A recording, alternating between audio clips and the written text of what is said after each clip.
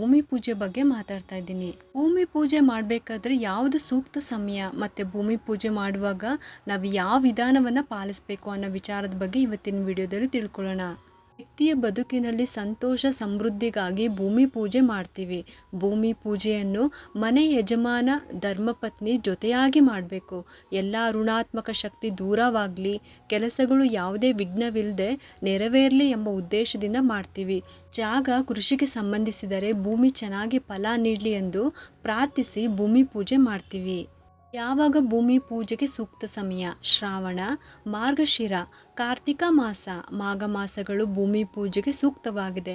ಸೋಮವಾರ, ಬುಧವಾರ, ಗುರುವಾರ, ಶುಕ್ರವಾರ ಭೂಮಿ ಪೂಜೆ ಮಾಡೋದಕ್ಕೆ ಸೂಕ್ತ ದಿನಗಳಾಗಿವೆ. ಈ ದಿನಗಳಲ್ಲಿ ಕೂಡ ಜ್ಯೋತಿಷ್ಯರಿಂದ ಶುಭ ಮುಹೂರ್ತ ಪಡೆದು ಪ್ರಾರಂಭ ಮಾಡಬೇಕು. ಭಾನುವಾರ, ಶನಿವಾರ, ಮಂಗಳವಾರ ಭೂಮಿ ಪೂಜೆ ಮಾಡಲೇಬಾರ್ದು. ಮನೆಯಲ್ಲಿ ಯಾರಾದರೂ ಗರ್ಭಿಣಿ ಇದ್ದರೆ ಕಟ್ಟಡ ಕಟ್ಟುವ ಕೆಲಸಕ್ಕೆ ಕೈ ಹಾಕಬಾರ್ದು. ಭೂಮಿ ಪೂಜೆ ಮಾಡುವಾಗ ಪಾಲಿಸುವ ವಿಧಾನಗಳಾದರೂ ಏನು ಅಂದರೆ, ಜಾಗವನ್ನು ಸ್ವಚ್ಛ ಮಾಡಬೇಕು. ನಂತರ ಈಶಾನ್ಯ ದಿಕ್ಕಿಗೆ ಭೂಮಿಯನ್ನು ಅಗಿಬೇಕು. ಮನೆ ಯಜಮಾನ ಪೂರ್ವಕ್ಕೆ ಮುಖ ಮಾಡಿ ಕುಳಿತುಕೋಬೇಕು. ಪೂಜೆಯಲ್ಲಿ ಗಣೇಶ, ಲಕ್ಷ್ಮೀ ಮೂರ್ತಿಯನ್ನು ಇಟ್ಟು ಪೂಜೆ ಮಾಡಬೇಕು. ಪೂಜೆ ಆದಮೇಲೆ ಜಾಗದ 4 ದಿಕ್ಕಿನಲ್ಲಿ ಹಾಗೂ ಮಧ್ಯಭಾಗದಲ್ಲಿ ನಿಂಬೆಹಣ್ಣು ಇಟ್ಟು ದೃಷ್ಟಿ ನಿವಾರಿಸಬೇಕು. ಪೂಜೆಯಲ್ಲಿ ಗಣೇಶನಿಗೆ ಮೊದಲು ಪೂಜೆ ಸಲ್ಲಿಸಬೇಕು. ನಂತರ ದೇವಿ ಪೂಜೆ ಮಾಡಿ ಸಂಕಲ್ಪ ಕೈಗೊಳ್ಳಬೇಕು.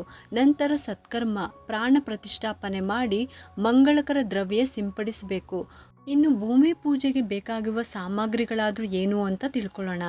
ಅರಿಶಿನ, ಕುಂಕುಮ, ಚಂದನ, ಗಂಧದ ಕಡ್ಡಿ, ಕರ್ಪೂರ, ಹೂಗಳು, ತೆಂಗಿನಕಾಯಿ, ಕಳಸ ವಸ್ತ್ರಂ, ಅಕ್ಕಿ, ನಾಣ್ಯಗಳು, ತುಪ್ಪ, ಕಲ್ಸಕ್ಕರೆ, ನವಧಾನ್ಯಗಳು, ನೈವೇದ್ಯ ಮತ್ತು ಹಾಲು. ಇದಿಷ್ಟು ಕೂಡ ಭೂಮಿ ಪೂಜೆ ಮಾಡುವಂಥ ವಿಧಾನಗಳು. ಯಾವ ಮಾಸದಲ್ಲಿ ಮಾಡಬೇಕು, ಯಾವ ದಿನಗಳಲ್ಲಿ ಮಾಡಬೇಕು, ಯಾವ ಥರ ಪೂಜೆನ ಮಾಡ್ಕೋಬೇಕು ಅಂತ ಇವತ್ತಿನ ವಿಡಿಯೋದಲ್ಲಿ ಸಂಪೂರ್ಣವಾಗಿ ತಿಳಿಸಿದ್ದೀನಿ. ಈ ಒಂದು ವಿಡಿಯೋ ನಿಮ್ಗೆ ಇಷ್ಟ ಆಗಿದ್ದರೆ ಒಂದು ಲೈಕ್ ಮಾಡಿ, ಶೇರ್ ಮಾಡಿ ಮತ್ತು ಸಬ್ಸ್ಕ್ರೈಬ್ ಮಾಡಲು ಮರಿಬೇಡಿ. ಏಕೆಂದರೆ ನೀವು ಮಾಡುವ ಒಂದು ಸಬ್ಸ್ಕ್ರೈಬಿಂದ ನಮ್ಮಂತಹ ಸಣ್ಣ ಸಣ್ಣ ಚಾನಲ್ಸ್ಗೆ ಒಂದು ಸಪೋರ್ಟ್ ಮಾಡ್ದಂಗೆ ಆಗುತ್ತೆ. ಮತ್ತೆ ಸಿಗ್ತೀನಿ ಮುಂದಿನ ಹೊಸ ವಿಡಿಯೋದೊಂದಿಗೆ ಅಂತ ಹೇಳುತ್ತಾ ಈ ವಿಡಿಯೋನ ಮುಗಿಸ್ತಾ ಇದ್ದೀನಿ. ಸರ್ವೇ ಜನ ಸುಖಿನೋ ಭವಂತು.